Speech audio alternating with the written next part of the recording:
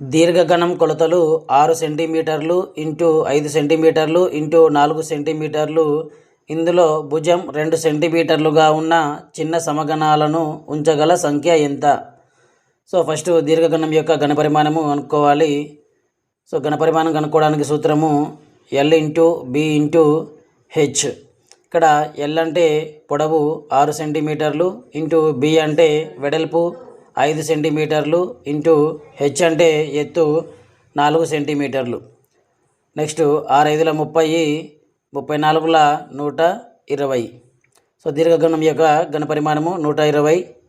Next సమగణం యొక్క ఘనపరిమాణం కనుక్కోవడానికి సూత్రము ఎల్ క్యూబ్. ఇక్కడ ఎల్ అంటే పొడవు 2 సెంటీమీటర్లు. So 2 cube. సో 2 క్యూబ్ అంటే 8 వస్తుంది. సో ఇప్పుడు సమగణాలను ఉంచగల సంఖ్య కనుక్కోవాలి అంటే 120/8 చేయాలి. సో 8తో క్యాన్సిల్ చేస్తే 8 1 8, 8 1 8, 4 ఉంటుంది. 40 అయితే 8 5 40.